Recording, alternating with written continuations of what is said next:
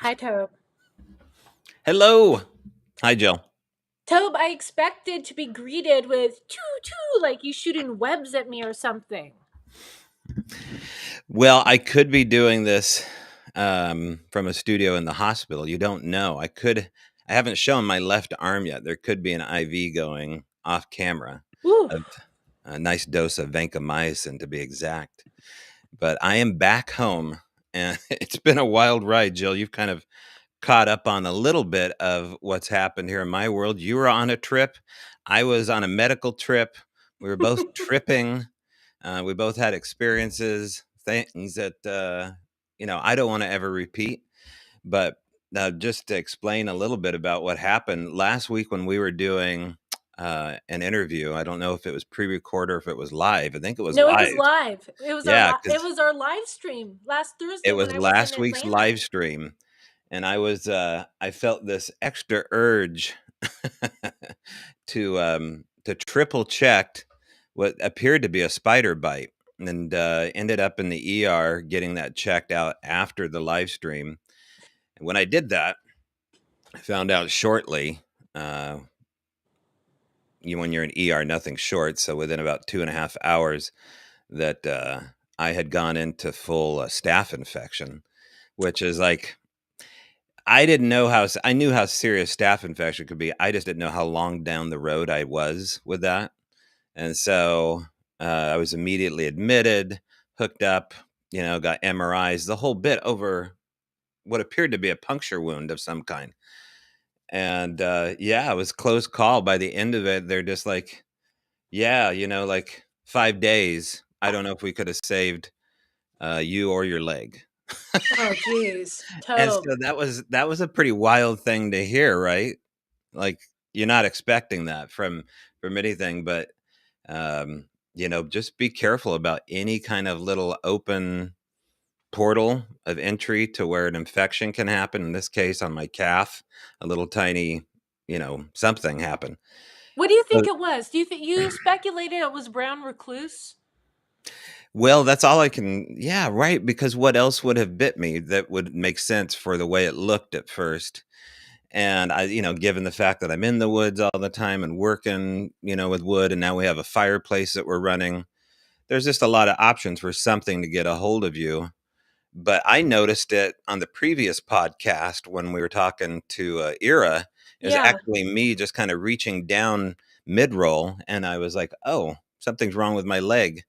So then we go to yeah. So it was a whole 2 week experience, and but I'm here, and I think I'll be fine. Okay. But thanks Okay. everybody who reached out. Like it was really cool to, I never thought I'd find myself as one of those guys in the hospital. Like, look at my hospital socks. Now I'm twapped inside the bad old hospital womb, and there I was laying up with everything but a diaper on, my little skinny legs and my little hospital socks for 4 days. And Now, was Aaron by your side? well, she was and she wasn't because of the fact that there was a huge storm that was brewing, and that's a 45, 50-minute drive. And, we have a Cooper, we have a little puppy. And so we did have visitors. I had Rich Germo that came by my bedside and doused me with QAnon, which if you're ever going to get doused with anything, You need you might as an well be in IV, a full drip septic shock IV. hearing about Q. Dude, Rich has been on a roll ever since Mm. he's come back to Facebook, Oh, you Rich is know? back. He's swinging. He's Mhm. ready. And I'll no, I'll Okay, just we'll get back yeah. to that. Yeah, sorry. Sometimes we forget the camera's rolling. Yeah, so it's Oh, been a lively time. Now tell people about your adventures. You got bit by the travel bug, a different kind of bug. yeah, well, yes, it's always on the go. So Brett and I were on a fact-finding mission. We just got back from Georgia and Alabama. We went to follow up on a story we got and walked away with three solid interviews that Brett is actually he's editing right now as we speak as he's moderating the chat.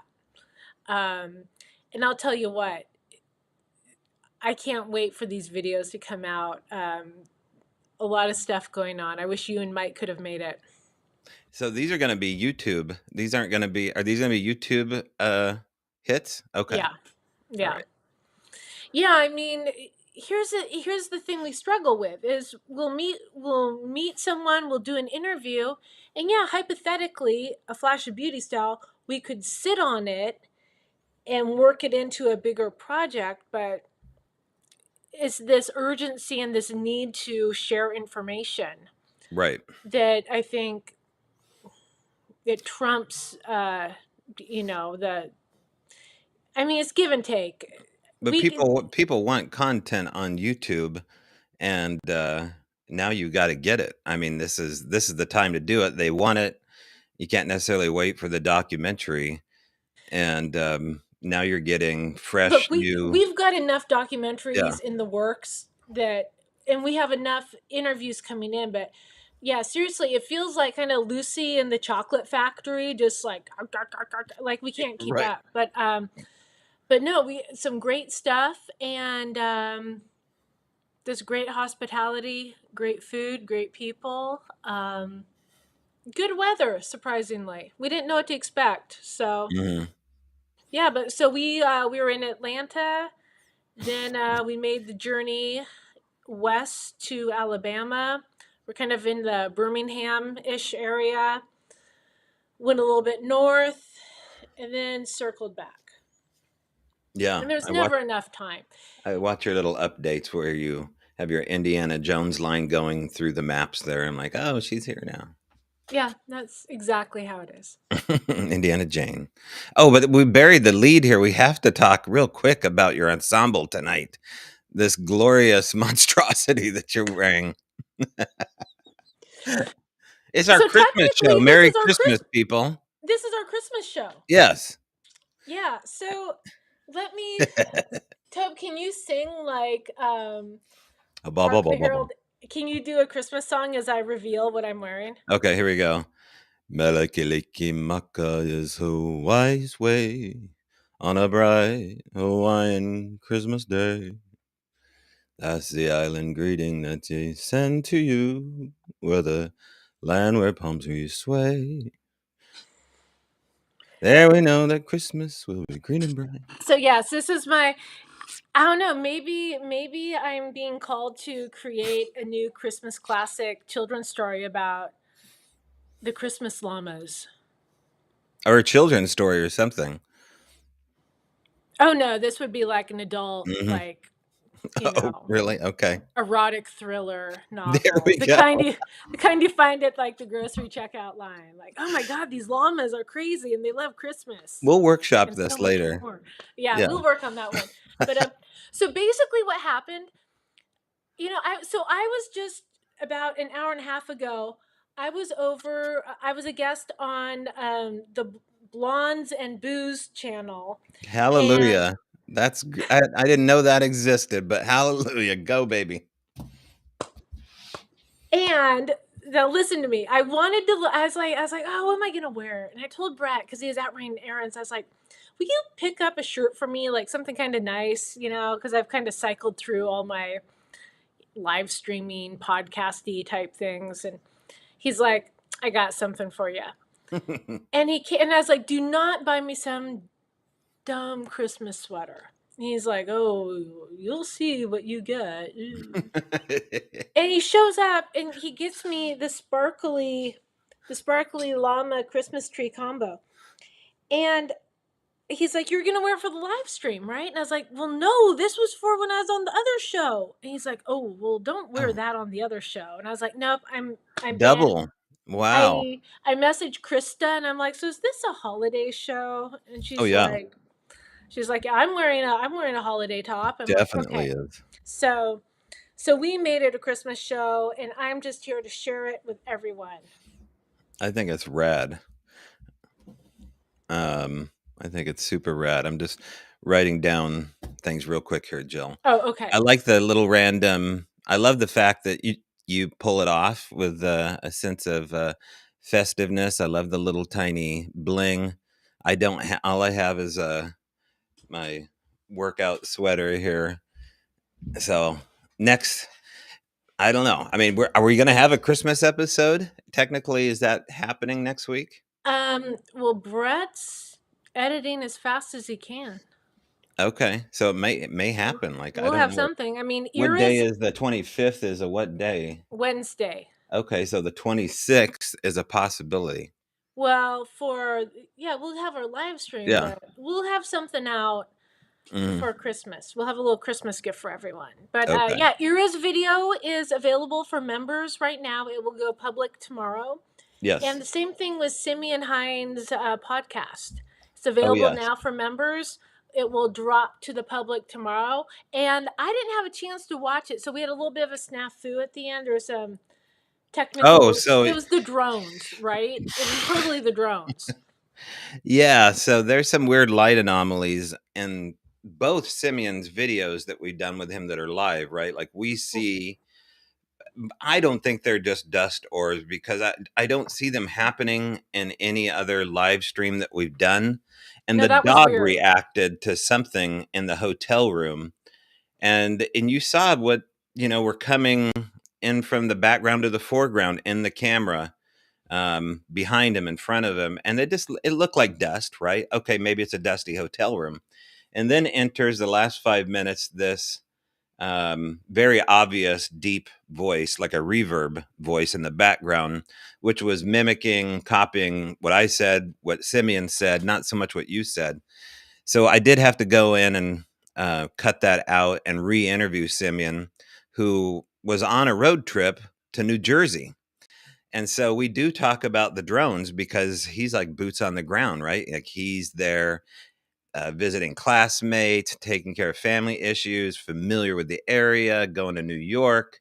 And this is like in the middle of the swarm that's happening, not only Hmm. just New Jersey, but globally. So we've been staying in touch ever since, kind of keeping track of what the latest theory is here. And I think Simeon um, has the best theory, and we talk about it next week. So you want to tune in, right? I don't want to tell you everything, but in short, when they say that these drones are sniffing for nukes, there's a theory behind that, something that attaches to the fact that these supposed man-made crafts, some that I've heard are actually manned vehicles. This is a new theory, right? Or a new observation is that these are not just drones, unmanned drones, that they may be piloted and they're getting messed with by these plasmoids, which that word is now taken off. Like orbs don't exist anymore. These are plasmoids. So I've watched that get born out of this. But Okay. when it comes to them looking for suitcase nukes on the ground, Simeon and myself kind of have a theory about that, and it's the new kind of idea of what's happening. I see. Hmm. And ha- up in your area, are people having sightings of these aerial things? Yes. Oh, yeah, Yeah. absolutely. So, obviously, up the street in Bremerton, over the naval shipyard, we had a fleet of orange orbs, very similar in size and shape and coloration as Chinese lanterns, but again, flying in a delta formation in some cases, which is hard to do with just paper and fire, to Yeah. send it in a delta formation up. And a lot of this stuff looks as though it's floating in the breeze. It's not doing any of those five observables, right? It's not transmedium, it's not incident acceleration. But these things are absent of a thermal signature. And so if that's true, if they're absent a heat signature, then I was just reading what Rich Germeau was writing about the drones. Maybe these things are holograms, right? This goes to Project Bluebeam and what basically the last war to end all wars. Supposedly will be a giant faked alien invasion with holograms. Hmm. So if you're not getting thermal on drones, maybe it's alien craft, back engineered stuff, S4 Bob Lazar country, but maybe it's a magic show, a light show. Abracadabra. Well, Hmm. while we were out in the southeast, we get a phone call from Cassandra, who's the Oh associate yeah, producer on our Flash Beauty documentaries. And she's also sort of our resident skeptic, open minded skeptic. But she's like, there is something going on outside. yeah. And just by happenstance, she had opened up the blinds on our stairway window. And she's like, what is that? Mm, And it's like we have this whole correspondence where she's like, this thing is huge. She's like, and she was watching it. She's like, it's not a plane. It's not a helicopter. She's going through the list of like, what am I looking at? She's like, it's not a planet. It's not a star. Because it's, not, it wasn't dark yet or whatever. But she's watching it. And she said, and she's not following all this stuff in the news. She's like, this thing is huge. mm, And I'm pretty sure she said it was like the size of a car. And I know other people have referenced that, like how big mm. these things are. But she was like, and Brett's kind of probing, trying to get, trying to feel it out. And she's like, and she said it zipped off. It took off, but then it came back. And she's like, it's not. So she goes into full like photographer mode. So she got one of Brett had to walk her through all the equipment he owns, and she got like his like telephoto like crazy wildlife camera. And she actually drove, because from where it was kind of in the area over where Intel is. So we live in the Hillsboro, Oregon area where the Intel campuses are, where, the chip factories basically. And so she's there with this crazy camera trying to get shots of it, but again, it's just like Bigfoot. If you don't know how to work the camera and you don't, you don't know what you're doing, it was a valiant effort, but she stands by what she saw. She's like, what I Mm. saw was not a plane. It was not normal. And it took off. It came back. It was moving around. So, She's got a TikTok too. I know she put like a little movie together on TikTok. People could go over there and see this video. It's actually pretty good. Like the initial stuff that she gets, I believe, from your stoop of your house is just like, okay, that's below the cloud line. So we know it's not Venus. okay, so you've seen her video that she Yeah. Oh, yeah. posted. Yeah. Like we chatted about it. Yeah. Okay, perfect, perfect. Because, yeah, because she's one of these very like Like, analytical, yeah. like you know what I mean. She's very analytical, and she's Yeah. just she could not make sense of this. But yeah, I want to see if I can find, I don't know if I can find it her. might be. She might even have it on her YouTube channel. Oh, I can't right. talk. Her YouTube channel, which is just Cassandra, Yeah, it's a COS, right? Yeah. COSONDRA. Okay. It might be there, but We should have had that queued up, darn it. Um, womp womp.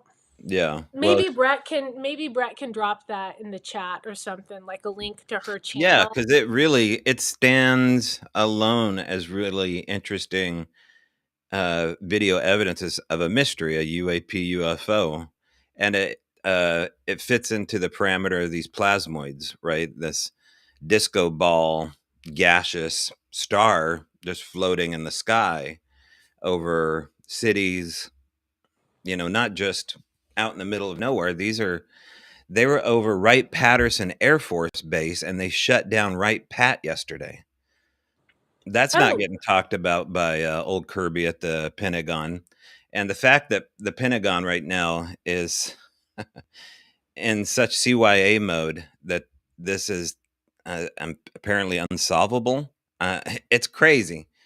And again, drones are just a catch-all phrase for UFOs because we don't know what's going on here. And, where there are UFOs and light anomalies, there are, um, you know, cryptids that are interacting on the ground. Generally speaking, if you look at John Keel's work, that's kind of like the baseline work that I started with is looking into Henry Franzoni and John Keel and Tom Powell.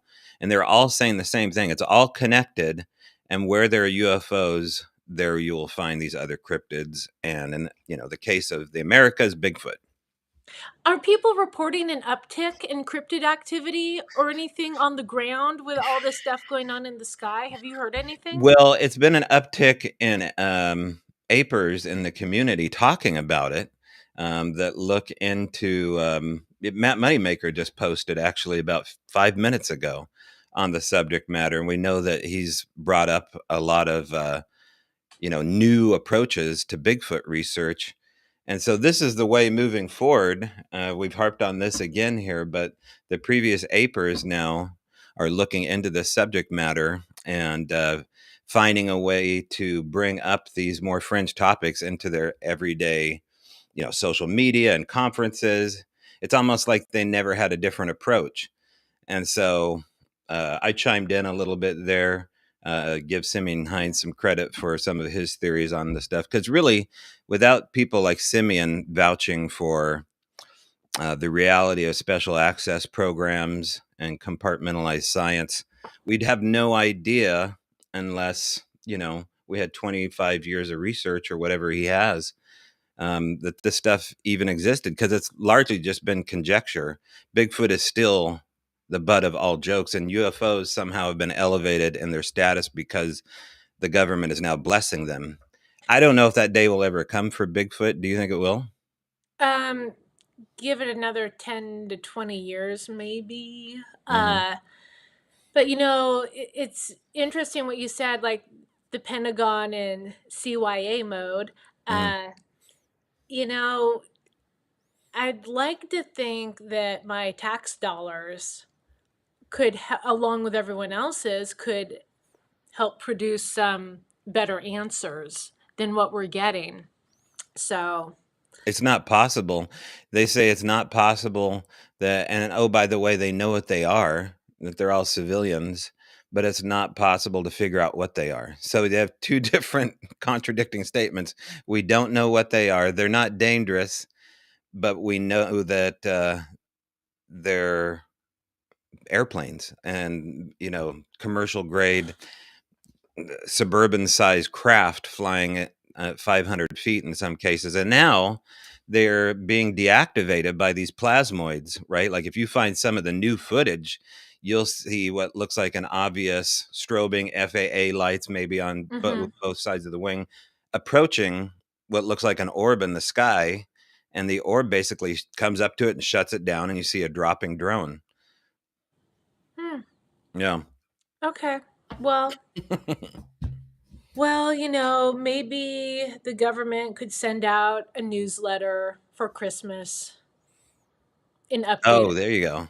Yeah. Yeah, right, like, it's funny that during Christmas, we have red and green floating through the sky like a total Santa sleigh reindeer phenomena. Things gonna start landing in people's roofs and going down the chimney? Because I don't know if you want that present.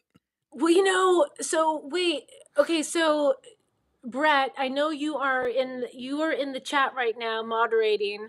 Um, and for those who don't know, Brett Eichenberger, the director, is always the one moderating our chat. So if you ever feel like Tobe and I aren't addressing or answering If you, we're not doing it for you, baby. chances are Brett, the director of these films and videos, is answering you. So maybe Brett can chime in. He shared a post with me. I think it was from the what is it, X, Mhm. Twitter. It was something about the Chinese were going to make a big announcement on Friday. I don't know. I can't remember the. Oh, that the Chinese is it the Chinese have some plan that's gonna change the world or something? Yeah, yeah, they're gonna Yeah. drop something on Friday, and I don't know. Yeah. Maybe it's like we're making a different version of TikTok, like a U.S. version for you. That Hey, I well, wanted to remind Brett too, if you do click on the chat and highlight a comment, that's a possibility too. You just hover over the comment and hit show, and then it'll appear on the screen for everybody to see it at once. If it's something pertaining to what we're talking about, just something to keep in mind here. I saw a couple comments here regarding what we were talking about. I can't look at the comments. I get sucked in. So I'm just Yeah, giving you my full attention. Um so yeah, so let's where did we leave off? So Ira's podcast came out. it did. Her abbreviated, it was a very short interview just because she's a very concise, well-worded person and knew exactly what she wanted to say. Uh that will be public tomorrow. Um Mixed response, but overall positive. Hmm. I know Ira had some concerns about how she would be received. You know, Yeah. coming from her background and then making this radical 180 um, to like Orthodox Roman Catholic faith. Um, what are your thoughts? What do you think? Well, like we talked with Simeon, is that it was a bit of a risk because it is so dense. The material is so dense. Her life, her history, the fact Mm-hmm. that she came from an occult background, and there's all these, uh, s- nomenclature and ceremonies and things that most people have never heard of, that she was involved with that somehow don't seem related at all to Bigfoot. But we talk about things like the strange sounds that are associated with Bigfoot activity and how those are related to occult practices and rituals, which I thought was fascinating that they were hearing the same thing during these rituals that people are hearing in the woods. It tells me that, where there's smoke, there's fire there. So the response has been relatively positive, 90% positive, in my opinion, on the video itself. And the thing I like about Ira's interview is that she's very confident of her opinion. She doesn't back down. She doesn't sugarcoat it at all. Because I think that's the worst when people, they don't give you the full scoop of what they really believe. We want to talk to people that really believe what they believe to be true, even if they're wrong. um, you know, they'll come back and maybe say, "Hey, I was wrong about that." And in which case, I don't know if Ira's right about the whole thing. Now that the podcast is out, I mean, she believes that Sasquatch are basically nefarious, shouldn't be messed with, and are related to the demonic realm. Am I wrong? Um, that was the gist of it. Yeah. Okay. It's just don't go looking for trouble. You know, play it safe. Don't. Right. And I mean, yes, I agree. Hmm. However, it takes some of us a few lessons along the way, I guess. But Yeah. just the way that Ira did a complete 180. Look at some of the people we've interviewed. I mean, you mentioned Rich Germeau, and Mm. I was just talking about him on the previous podcast that I was on tonight. He went from someone who thought this was all fake, Bigfoot isn't real, it's a fairy Mhm. tale, and then he experienced it, and his whole paradigm shifted. Mm. So, in a weird way, what Ira's going through is not so different from what a No. lot of the people who have encounters experience. But even Rich went through a period of absolute reluctance of messing with the phenomena because it was so intuitive, interactive, and precognition, and it was telling him that it was a spirit being, and it knew where it lived, and knew where he lived, and he knew where it lived because it lived near him. Mm-hmm. And so that got into the spirituality of it all. It got into religion, and there was this whole moment of like mind speak that happened that Rich, I don't know how much he's talked about on the record about that, but it is something to consider. And so I just, if people really have an open mind, they'll leave a door open for this, because this is the oldest story that there is that we have spiritual contact of either negative or positive. The whole idea of neutral interaction is relatively new. Only if you're going into some kind of altered state, like as a shaman, then you become aware of these other neutral situations. But for the most part, this is a pretty old story. And, you know, I don't think that Sasquatch is demonic just based upon the fact that they have family units and they seem to not, they don't want anything to do with people. generally speaking, right? Like, you get lucky if you have an experience with them. I feel Ira the thinks, same way. My yeah. people tolerance is a little iffy. Yeah, but I don't know of any kind of demonic order that has a family structure like that. And certainly what happened in the Sierras didn't seem demonic to me. Um, we just got done filming up there. I didn't hear a lot of, like, there was a couple stories of guys that got freaked out over the sounds, but I didn't hear any like oppressive, like, oh, it was coming after me to steal my soul. No, and I mean, and again, there's different. I mean, I'll be honest. It's like the more I hear, the more I learn, the less I know, and the more questions I have. I Mm, mean, it's like Robin Haynes talks about how, I in love her her. experience of communication with, in connection with the Sasquatch, the forest Mm, people, is that, some of them have these abilities and they pass them on and teach them, mm, to their offspring and whatnot, whereas others choose not to go that way and take more of a 3D, mm. natural approach to life. So, Yeah.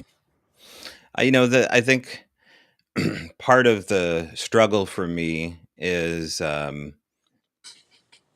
getting to know people that understand this phenomena from afar and don't know it like we do, and they have an opinion about it, a strong opinion. Unless you really are looking into this for 20, 30 years and getting to know the witnesses and the stories they tell, there's incredible compassion that is told in the same way that you would feel about a person. But there's these attributes that we can't deny and forget, which is supernatural.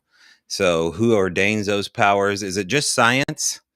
I don't think it's just science. I think that there's something else going on closer to tantamount to, a supernatural magical ability that we can't quantify and explain and, put in an equation of some kind. Are you seeing that right there? what was Did you that? did you did anybody in the audience just see this little right there? Was it a flash? Yeah. Did you Yeah, see what this? is that? Brett, what is this little here? I've never seen this before. Is that the camera trying to catch up with? It seemed to be localized in that little spot right Hmm. there. We'll just keep an eye on Like that. a I little saw it 3 or disco 4 ball. times. Okay. Hmm, interesting. Hmm. One of the things we did talk to Ira about, was the Sonia, work that she had done on Harry Mary, and I don't know if people caught up with that, but in short, Sonia Zohar, before she passed, was working on 14th century French artwork depicting, a redheaded giant, female redheaded giant, that was being kind of worshipped or idealized in the churches and the stained glass on paintings. And she wrote a little email here that I want to read regarding the research that Ira has done since then. Here's the link that explains a little bit about the Mary question. It is not the Blessed Mother, it is Mary Magdalene, or it is Mary of Egypt, depicted via symbolism. This is also called the language of the birds, which Iris has explained to me before, but I haven't fully got the full gist of that. The language of our Symbolism. past, which consists of universal archetypes. Okay, there you go. It is pretty simplistic, but gives you the idea of the symbolism and why we see it. The imagery of angels and the crown are symbols of assumption. Now, she wrote assumption into heaven. Maybe she meant Hmm. ascension, but assumption into heaven. The hair is a depiction of her becoming a hermit in the wilderness to worship. They were called the wild men and wild women. So let's bring up a little image here just to give context. Um, her hair grew and her clothing fell away. And one legend, God covered her body and hair to save her life from exposure and from the elements as she lived as what you now know as a kind of zealot. Her red hair, in the language of the birds, depicts her past as a prostitute. Her red hair was seen as promiscuous, and people would know this back then.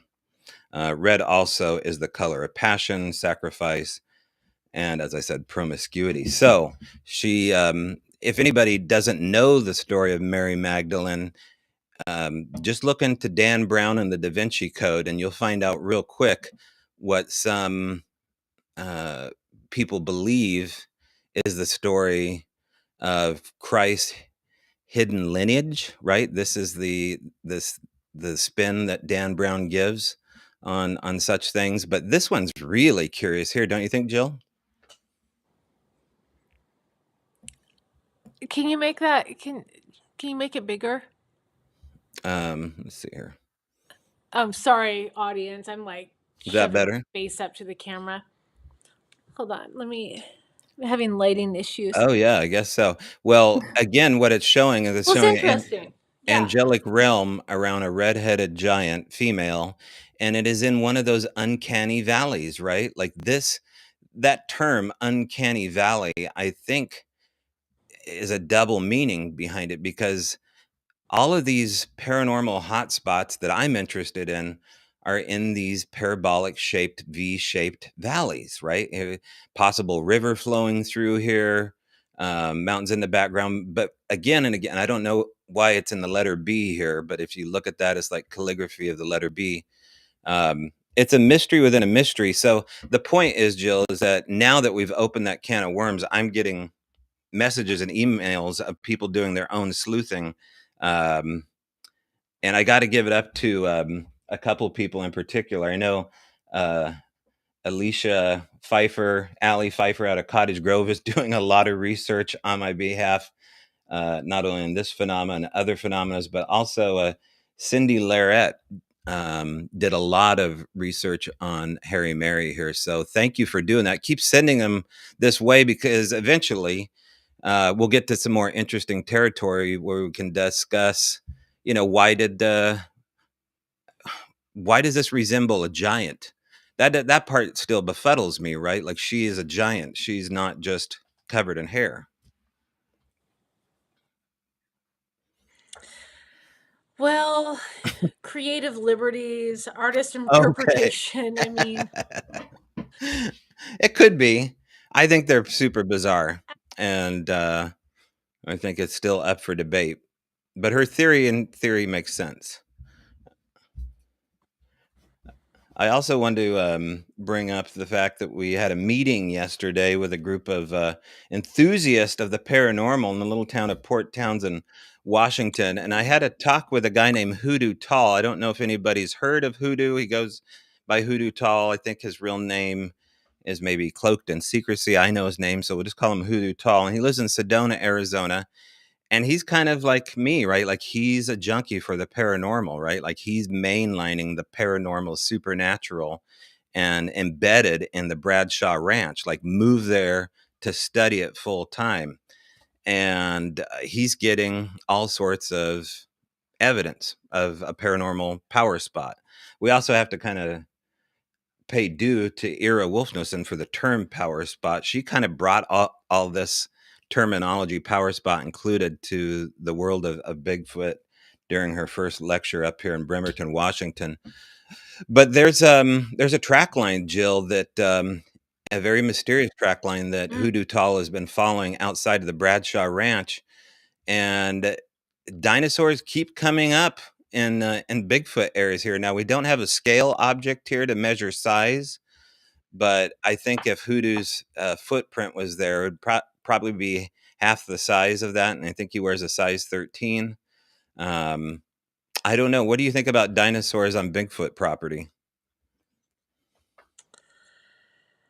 that's a different video for a different You think? day. Um, You think it's possible?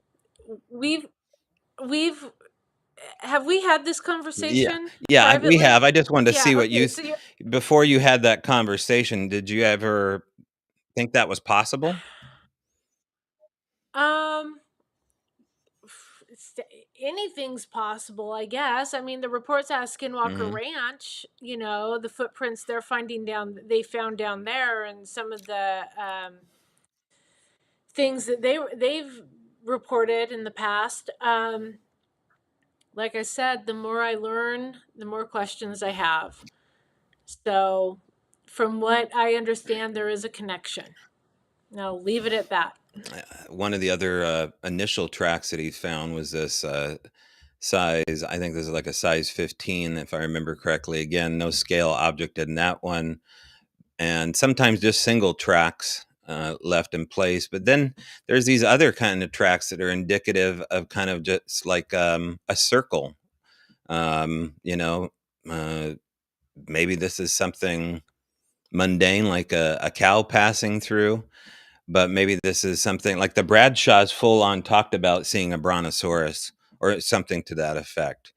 I know that down near the southern Oregon border, there was a group that saw a pterodactyl flying out of the dug firs. They felt the leathery, they heard the leathery flap of the thunderbird or the pterodactyl as it flew through the trees, Mm. and then saw the conical shaped head. I'm not sure what we're looking at here, but just to give scale and size, he put his hand near that. So we did a live debrief with a studio audience last night and talked about the connection between the Bradshaw Ranch and power spots and cryptids.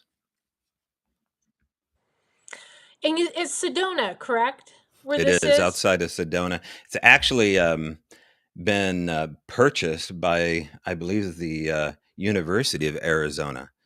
And Brandon Fugel showed up. He actually called Hoodoo or sent him a message and said, "Is everything you're saying true? I want to come up." And spent 3 days with him investigating the property. And now I think it's some university in Arizona that legally owns it. But I think you can still go on it. Like it's kind of just like a total S show. Like there's nobody there. It's all broken down. And so if you're bored, go check out Hoodoo Tall and what's going on in Sedona.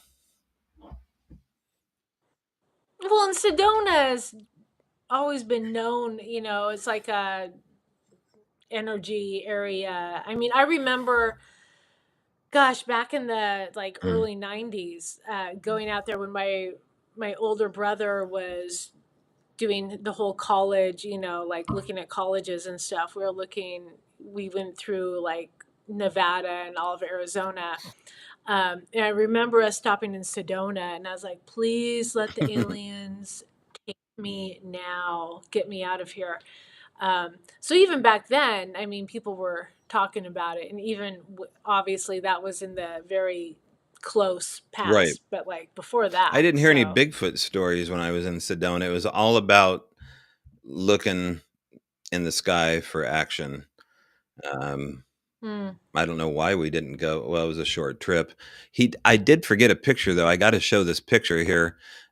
He actually saw this with his own eyes, and off to the left there, Oh, you'll see a slouched figure near the interaction barn, where he's actually gotten something written on a chalkboard, and there appears to be glowing eyes, right? Like this is what he recalls mm-hmm. seeing. You can kind of maybe see the shadow coming off of it too on the wood grain. It's a pretty fascinating photo, and I forget the scale on this. There, I know that Hoodoo was bringing up numbers of like 15 feet tall on some of these things, Ooh, which sounds bonkers. But if they're out there playing with the dinos, maybe you gotta be within the proportions. yeah. And that's interesting about the chalkboard. Like he was leaving messages and getting responses, kind of like Mike Yes. Patterson, Sasquatch Hmm. Ontario style. Yes. Yes. So Is that I where he don't. got the I idea, or assume is it so.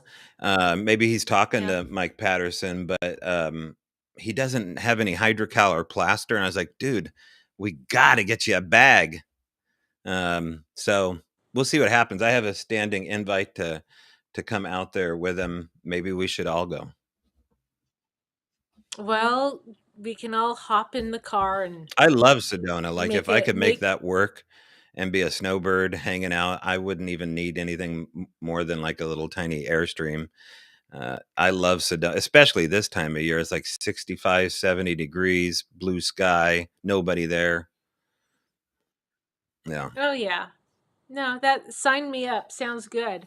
Um, okay, so what else? Okay, so Olympic Strange Day, not Olympic Strange Days, but the monthly That's what it's event. called. Um, what's the next one coming up for Oh yeah, you January? would ask me that. Let me see if I can read it. Because I know you have all the I gotta categories and look. stuff. Like, Dun, dun, dun, dun, dun. Abductions.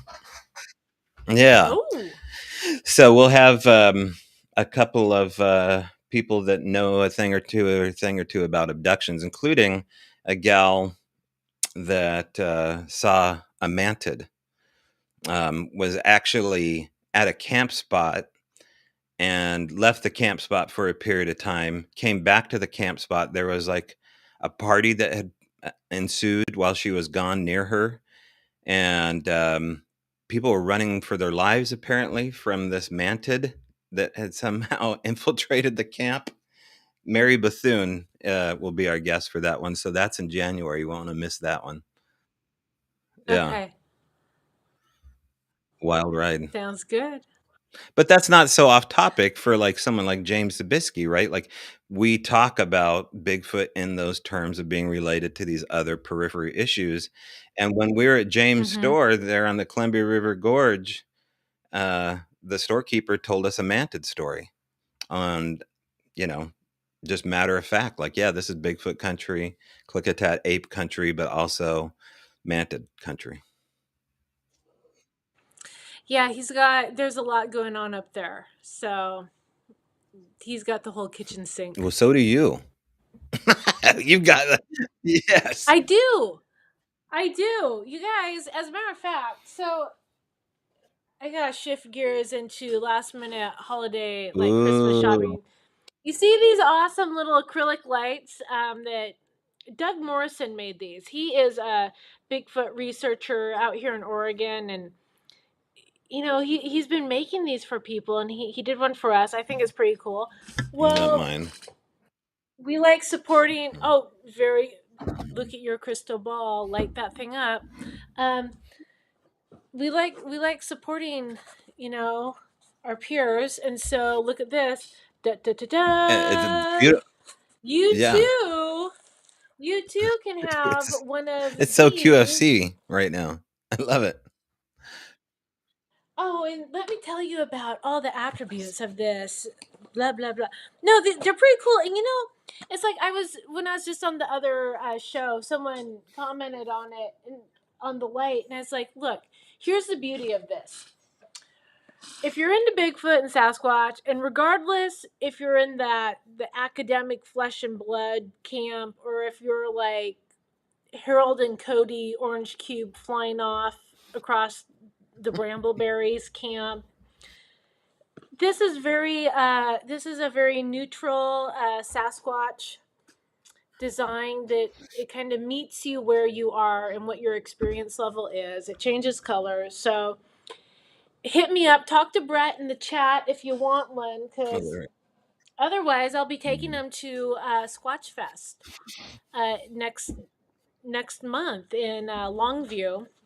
But I would like to get these out to people. And also, if you're in the Portland metro area and you're doing some last minute Christmas shopping, I have a Tobe Johnson original that my needs a God. home. Don't hawk my gear on. This is so bad. Oh my gosh. The features and I benefits know. of this product Well, are it would look great on your wall. Blah blah blah. I've had a couple people interested, but then well, just bring it to they Squatch flake Fest. In out. fact, let's plug Squatch Fest a little bit because it's all anybody's Okay. really focused in on as far as local conferences. It's one of the bigger conferences out here in Washington, Oregon area. If you're in Oregon, just go north to Longview. Catch a ride at Squatch Fest. I think tickets are under $35. It's Friday, Saturday kind of deal. We'll be there. We'll have a booth. We'll be crammed in with flash of beauty gear. You'll have these for sale as well, correct? Okay. Yes, we'll have the lights. We'll have our all of our Flash of Beauty gear Mm. and some new stuff that we're excited about. And maybe, just maybe, we'll have a monitor up teasing what's to Yeah, come, please do. some of our It's new time. projects.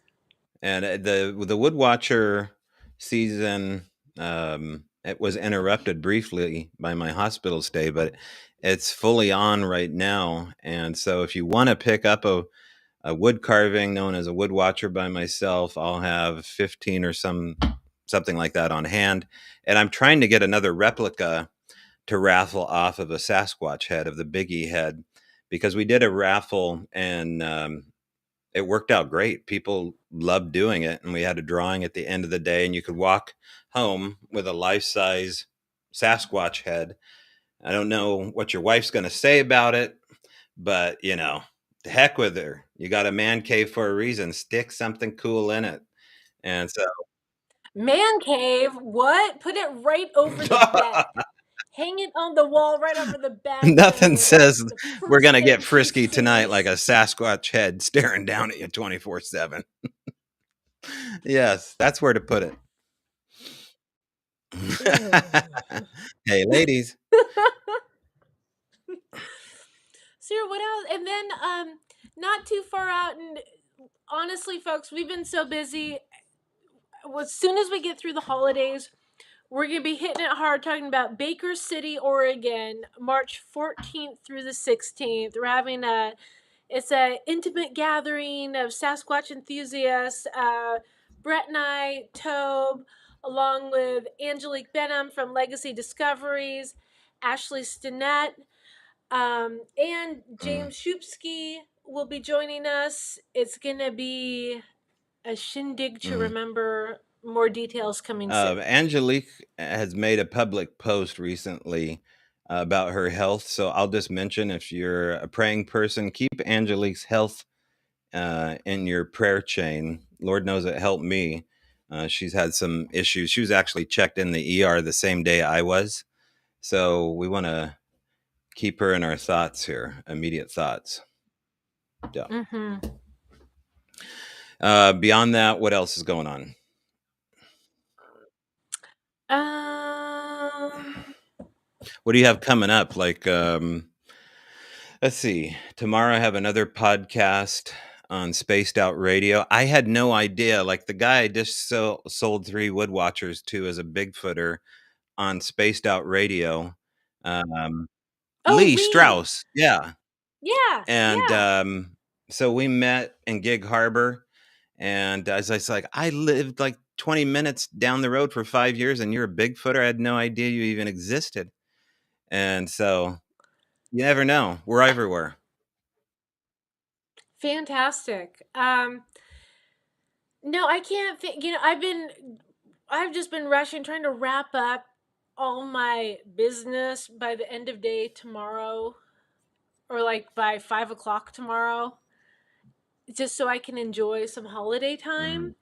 Mm. And then chop chop. Brett and I are back into it on the 20. We're out of town the 28th through the 30th.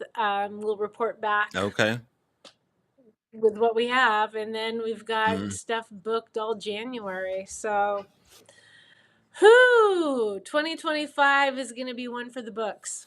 Yeah. Yeah. Well, maybe we'll be visited on such a scale by these encroaching drones that you may have to shift priorities and documentaries. Who knows? We'll just add it to the Hmm. plate. Add it to the Yeah, because they plate. technically flash, and that's on brand. So why not? I like that. Yes, yes. Send me all the flashing. No, wait, that didn't sound good. No, Do not send me fellas, easy flashing. now. Easy in the No. comments, fellas. uh, Oh, happy yeah. holidays. Well, Tobe, that's all I got. I think I'm gonna wrap this up. Well, I thought we were going Maybe to pull a it's Joe either Rogan gonna and be a go for trouble. 3 hours. God, I need a Red Bull or two for that. We should, at some point we should do some Yeah. kind of weird telethon, like when we were Yeah. kids, and like the Jerry Lewis telethons, where it's like Right. we're in our 38th hour, we're I bring hallucinating, but we're raising money Let's for the bring Cooper kids. in here. Just look at his googly eyes for 30 minutes, and then Brett can come in and juggle in the next half hour. And who can we put in the background manning the Oh, it's phones? got to be Rich.